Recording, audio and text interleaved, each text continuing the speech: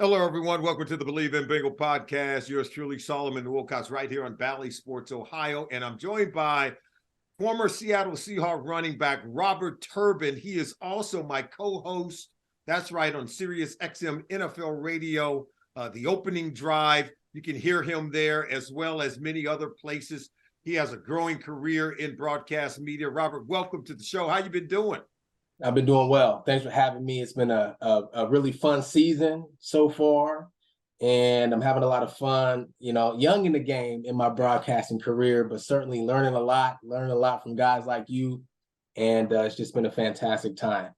Well, you continue to do great work. There's no doubt about it. And look, man, I wanted to have you on to talk about the Seattle Seahawks, because I can tell you right now, this is a team that had many people here in Cincinnati really concerned when you have wide receivers like Jackson Smith-Njigba, who, of course, went to school nearby at The Ohio State University. You got DK Metcalf coming in here, as well as Tyler Lockett. I don't know that there's a better trio in the league. And, of course, here in Cincinnati, we like to think that Higgins, Boyd, and, of course, Jamar Chase is maybe the best. But this group is pretty good, too. They would finish the game with 14 catches combined, 200 receiving yards, but yet they don't get into the end zone.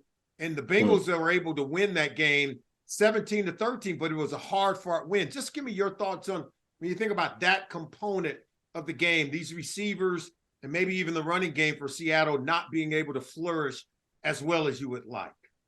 Well, I'll start with the receivers, still trying to build some chemistry with one another, I believe. And you look at DK Metcalf and Tyler Lockett, they've been together for a number of years, so they know each other. But if you look at Jackson Smith-Njigba, it's been somewhat of a struggle to try to incorporate him into the offense on a consistent basis. Really, last week against the Bengals, that was the most we've seen from him all season long as far as his cooperation within the offense. They got another nice young rookie in Jake Bobo, undrafted guy who they like to utilize, particularly in run situations.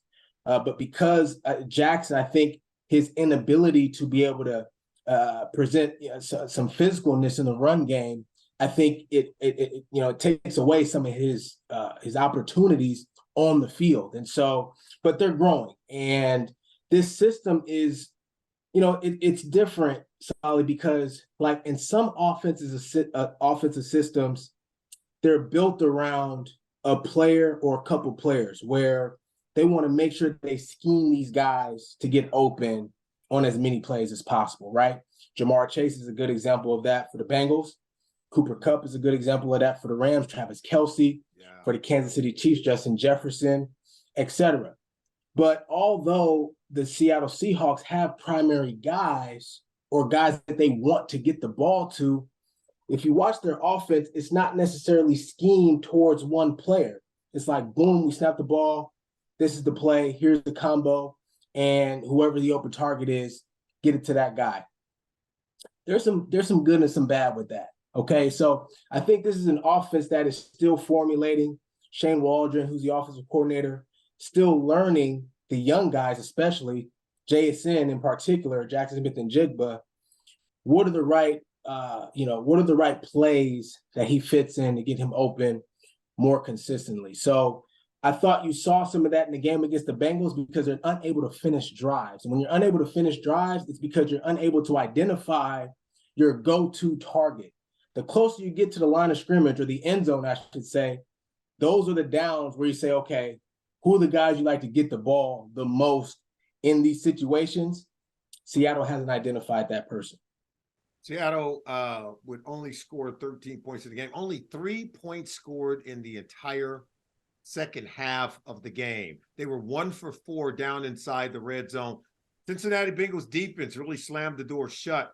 What did you see from the Cincinnati Bengals secondary? What did you see from that defensive front, where it seemed like at the end of the game, they overwhelmed the offensive line for Seattle as they started to get hits and sacks against Geno Smith? And that's where it started and finished for the Cincinnati Bengals. That defensive line really overwhelmed the offensive line for Seattle. And what ended up happening is Geno Smith, you saw him start to feel uncomfortable, especially when they got into the red zone, when they got closer to scoring touchdowns, and that field just gets shortened, right? And things just start to look a little bit more congested as you're going through your progression. It made it difficult for Geno to be able to identify his open targets. And I thought he missed a couple guys that he had open in the end zone in a couple situations down there in the red zone. And when you're getting consistent pressure on the quarterback the way that the Cincinnati Bengals did, what it does is it causes the quarterback to then second guess himself, even when he has a man open on a certain route concept. And I think you saw that impact happen throughout that football game. What did you see, Turbo, in terms of the Seahawks defense against the Bengals offense that's been lighting it up for the last two games? They had averaged 12 points per game in the first 4 games. Over the last 2 weeks, they had an average of 25 points, only 17 in the game against the Seahawks on Sunday. And in the second half, where the Bengals really started fast, they scored touchdowns on their first 2 drives. Again, only 17 points. And they didn't get anything in the second half, only 52 total yards of offense for the Bengals in the second half of that game. What was Seattle doing defensively? Well, you got to look at their defensive line as well. And they acquired some guys in the offseason, Draymond Jones from the Broncos, and Jaron Reed came back from Green Bay. And those guys have really had an impact on the defensive line. And the struggle for Seattle, has been putting pressure on the quarterback on a consistent basis.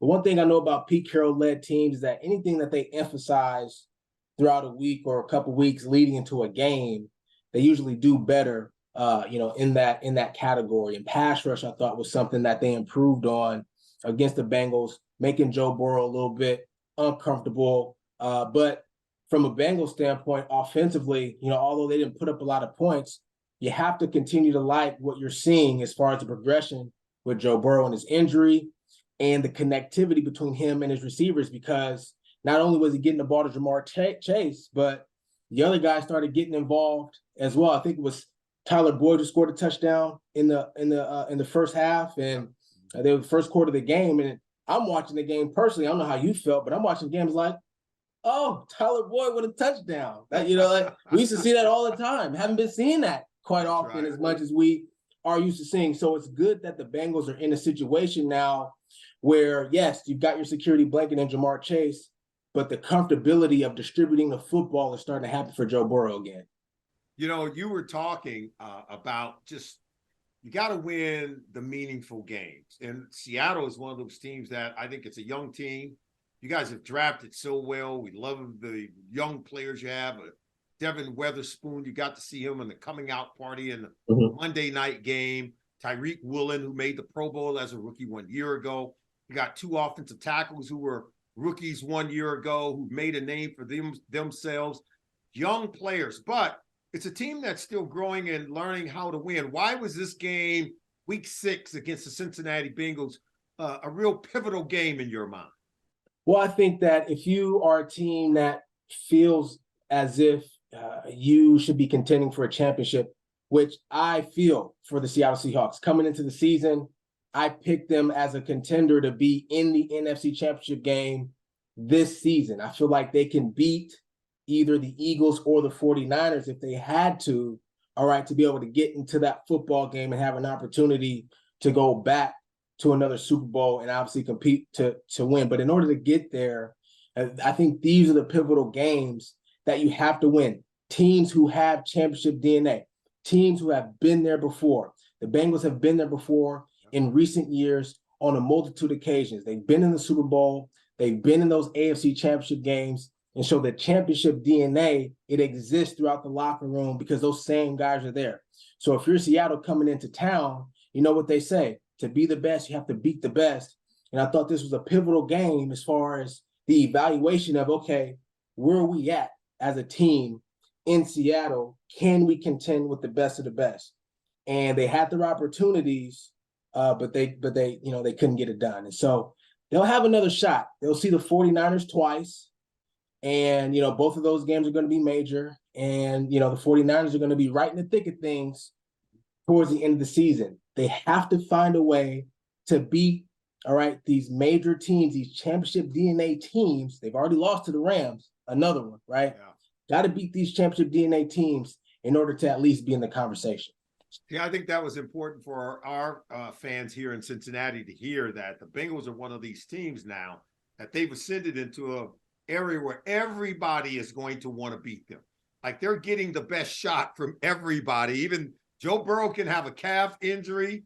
The offensive line could be ailing or whatever's going on. You can lose members of your secondary. No one's going to care because everyone wants to beat you after now you've been deemed to be one of the best teams in the league, and the Bengals kind of carry that with them because of the presence of one Joe Burrow and many other things as well. Robert Turbin, former Seattle Seahawk running back, as well as a tremendous young broadcaster. Your career is just getting brighter and brighter. We wish you all the best of luck. Thanks for joining us on the Believe in Bengal podcast right here on Bally Sports Ohio.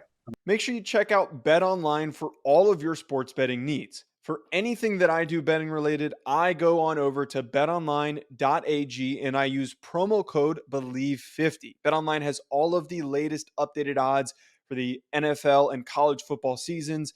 Anything you need, whether it's futures, live in-game betting, no matter what, your football betting needs are met at BetOnline. And again, make sure you use that promo code BELIEVE50, BLEAV50 to get a 50% welcome bonus on your first deposit. Bet Online, where the game starts.